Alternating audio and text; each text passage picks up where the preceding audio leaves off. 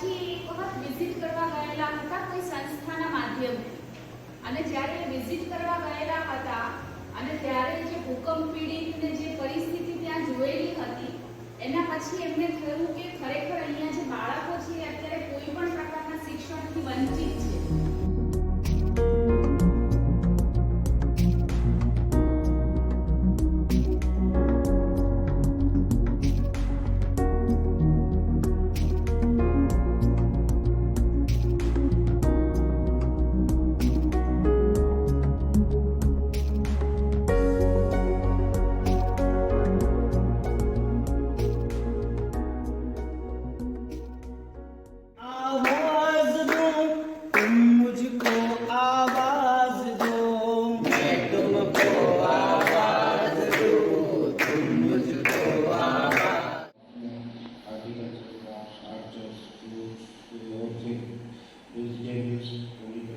इस पर हम लाइव काम कर रहे हैं, लाइवलीहुड के बाद भी, और साथ में हमारे rural energy, biogas plants, dairy, ये सब भी काम कर रहा है.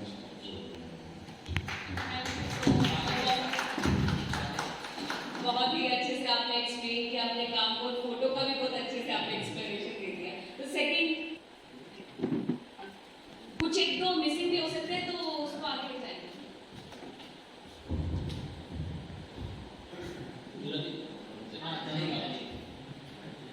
મારો ફોટોગ્રાફ છે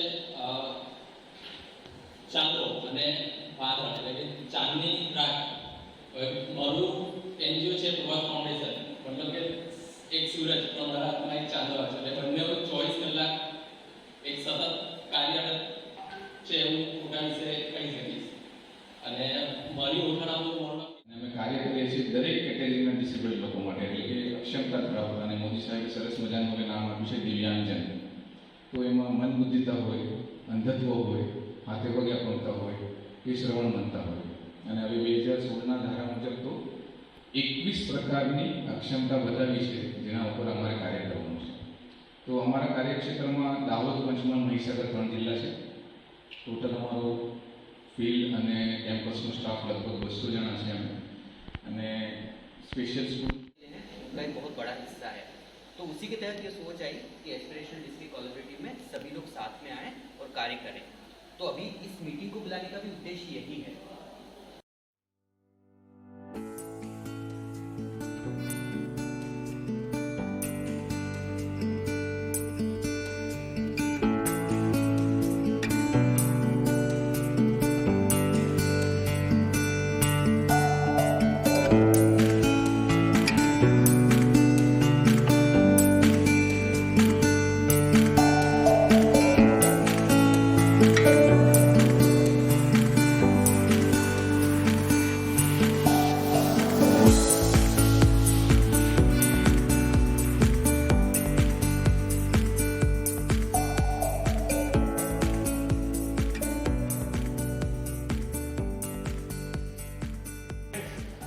resulting into migration. Migration માં ગુજરાતમાં ટોપ કરીએ છે, ઇન્ડિયા લેવલ પર થર્ડ છે. Demographic Apex and Krishna Foundation to impart the computer education to youth to help different groups to develop this small scale business and skill development. Their achievement impart training and provided necessary tools so that they can work for small scale business, especially for women and ladies. Approx between 1500 to 2000 computer knowledge, and they also provide a valid government certificate. Vice Chairman in the World Book of Record, London, and appreciation certificate for those who have worked enthusiastically in lockdown during Corona time. Azad Foundation, we generally, our main aim is to work to provide basic education facilities, to impart free education in remote areas. Income होना चाहिए through agriculture based पर. ये activities में city संस्था काम कर रहे हैं, तो टाटा का ट्रस्ट है. सेकंड सदगुरु फाउंडेशन जो है हमको एक लीडरशिप पे पे बहुत सारा वर्क करने वाले हैं सब कोलैबोरेटिवली अपनी एनजीओ लीडरशिप पे, उनके जो सीईओज हैं उनकी लीडरशिप पे, एक पूरा करिकुलम है। तो लंच के बाद सर अगर आप कंटिन्यू करें तो हम वो भी उस पर अभी शो करेंगे कि कैसे वो करिकुलम आगे जाने वाला है।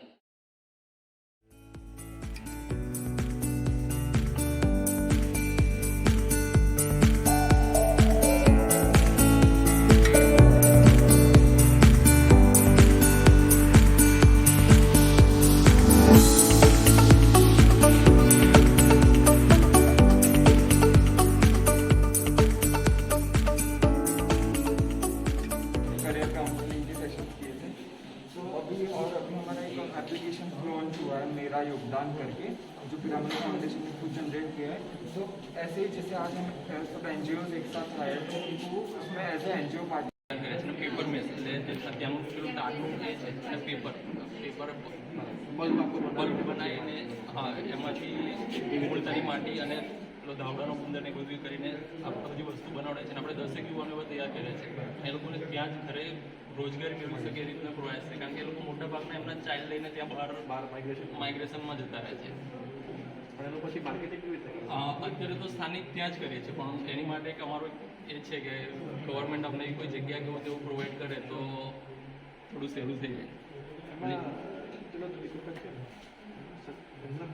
ઘરેથી પણ બહેનો તો હશે ને હા બહેનો છે એમની ઘરેથી તો શું એનું શક્તિ મંડળમાં આપણે રજીસ્ટ્રેશન કરાવી શકીએ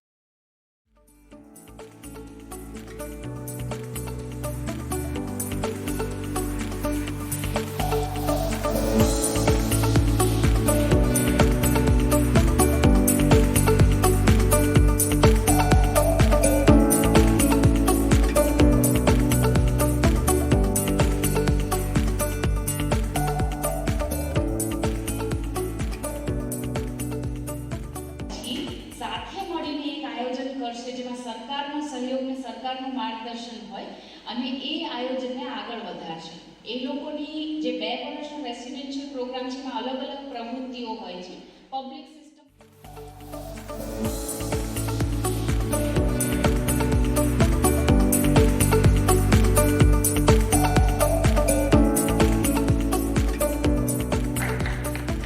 ભાગીની સમાજ દાહોદ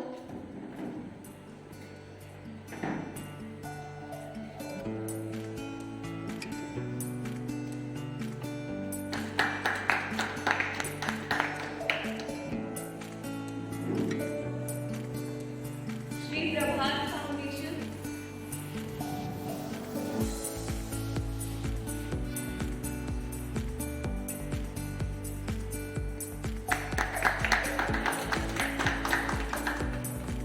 Blind Welfare Council,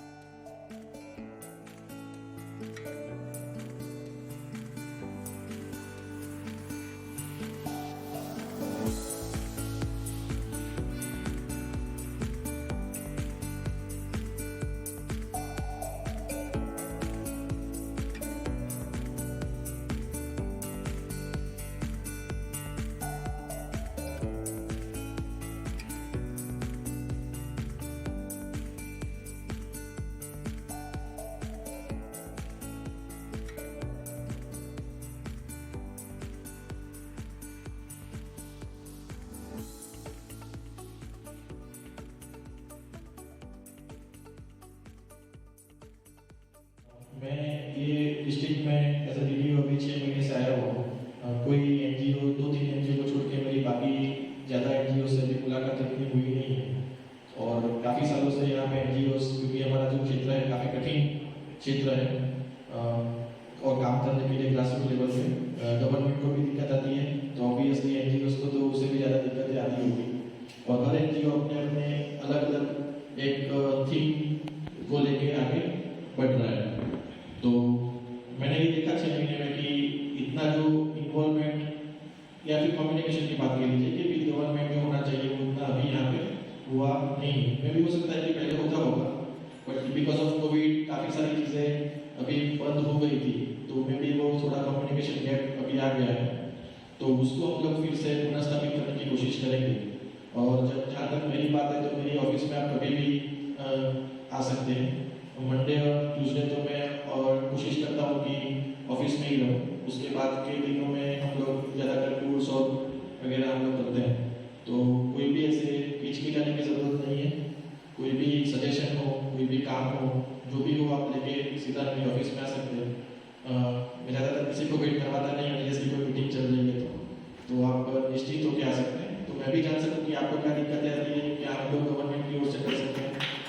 तो और हमें क्योंकि नीति आयोग ने तो एक अपना डेवलप किया है कि जितने भी NGOs है वो रजिस्टर्ड हो और उसको मतलब कैसे हम लोग देख सकें। बट एक डिस्ट्रिक्ट लेवल का ऐसा कोई हमारे पास ऐसा डेटाबेस शायद नहीं है। तो वो हम डेटाबेस क्रिएट करने की भी कोशिश करेंगे कि कौन सी NGOs, कौन सी संस्था, क्योंकि काफ़ी सारी चीज़ें ऐसी कि जो ओवरलैपिंग होता है। एक ही चीज़ के लिए बहुत सारे लोग काम कर रहे हैं। गवर्नमेंट भी काम कर रही है, आप भी काम कर रहे हो और कोई भी काम कर रहा है। बट एक यूनिफाइड वे में डायरेक्शन के साथ अगर हम लोग जा सके तो जो एफर्ट्स हमारे हो रहे हैं फील्ड पे उसका हमको आउटपुट मिले। जैसे मैडम अभी बता रही थी कि बिहेवियर के बारे में, तो बिहेवियर मुझे जो लग रहा है ऐसी चीज़ है कि वो हर जमाने के साथ, हर पीढ़ी के साथ वो चैलेंज हमेशा रहेगा। हो सकता है कि उसके टाइप चेंज हो जाए। पहले जैसे यहाँ पे एजुकेशन अभी भी चैलेंज है, बट लोगों को धीरे धीरे समझ में आया कि एजुकेशन